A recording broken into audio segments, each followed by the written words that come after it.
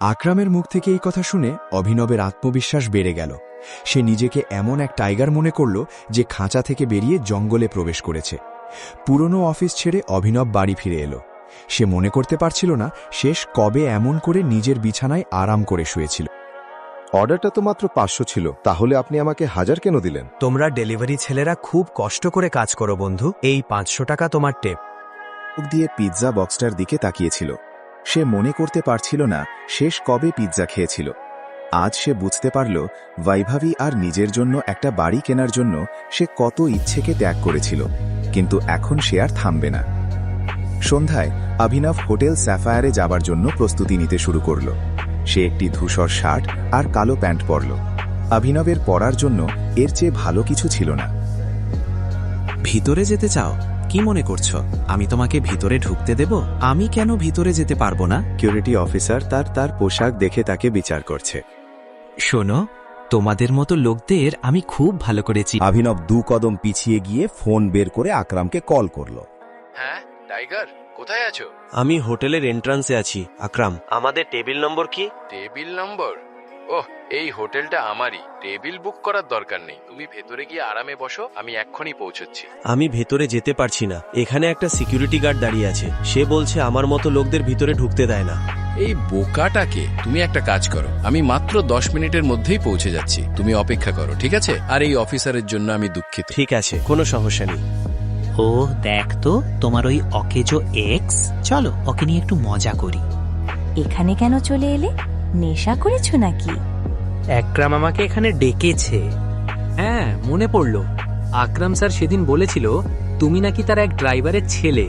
তাহলে কি বাবার জায়গায় ড্রাইভারের চাকরি চাইতে এসেছো? তুমি এসে মানে তোমাকে ডাকা হয়নি মতো? আমি নিজে আসিনি, এখানে ডেকেছে। আমি তো আগেই জানতাম লোকটা পাগল। ঠিক তখনই একটি চকচকে কালো দামি গাড়ি এসে থামল। বলরাজ, সে একটি খুবই নামী পোশাক কোম্পানির মালিক এবং দ্য মাফিয়া কিং এর এক শক্ত স্তম্ভ শুনেছিল। তুমি কি সত্যিই মনে করো আমার বলরাজজির সঙ্গে দেখা করা উচিত? সে তাকে ছবিতে দেখেছিল, কিন্তু ছবিতে দেখা আর সামনে থেকে দেখা এই দুটির মধ্যে আকাশ পাতাল তফাৎ। কিন্তু এই লোকটা আমাকে আর কাস্টমারদের খুব বিরক্ত করছিল।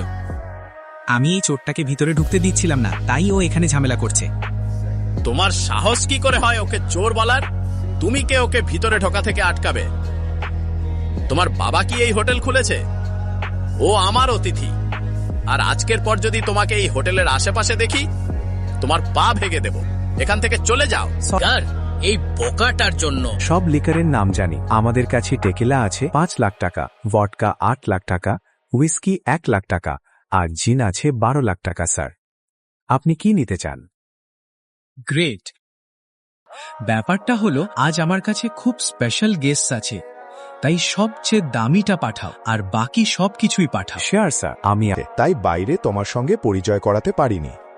Excuse me sir, your snacks and drinks. তাহলে এই হলো টাইগার? হ্যাঁ, এটাই আমাদের টাইগার। আমি চেয়েছিলাম ও যেন আমাদের টিমের বড় আর গুরুত্বপূর্ণ সদস্যদের সঙ্গে দেখা করে, আর দেখা করার পর আমরা যে পথে এগোচ্ছি সেই পথে আমাদের নেতৃত্ব দেয়। করো বন্ধু, কিন্তু আমি একটু হাসছি। সব কথা তুমিই বলছো। আমাদের টাইগার কি? বলরাজ, টাইগার সম্পর্কে এভাবে কথা বলা উচিত নয়। তুমি বস হতে পারো, কিন্তু ভুলে যেও না তুমি কার সামনে বসে আছো। আমি টাইগার। টাইগার না চুপ করে থাকে, না নরম ভাবে কথা বলে। টাইগার সরাসরি গর্জন করে। খুব ভালো করেই জানি ছিনতাই আমার রক্তে নেই। কি করছিলাম এসব বোঝানোর সময় আমাদের নেই। তুমি পথ দেখাও, আমি প্রমাণ করে দেব। আকরাম হাসি নিয়ে অভিনবের দিকে তাকালো। তার চোখে অভিনবের জন্য গর্ব স্পষ্ট ছিল। অভিনব তার কল্পনার থেকেও বেশি ভয়ঙ্কর ছিল, কিন্তু বলরাজের কপালের ভাঁজ তখনও কাটেনি। তার চোখ বলছিল এত সহজে সে অভিনবকে টাইগার হিসেবে মেনে নেবে না। যাই হোক, পুরো গ্রুপে বলরাজ যদি কোনো কিছুর জন্য পরিচিত হয়ে থাকে, সেটা হলো তার জেদ। চলো ফাইট করি। যদি তুমি জিতো, আমরা মেনে নেব তুমি টাইগার, কিন্তু যদি হারো, কিছু টাকা নিয়ে গুরগাঁও থেকে। তুমি কি বলছো? এটা ঠিক নয়।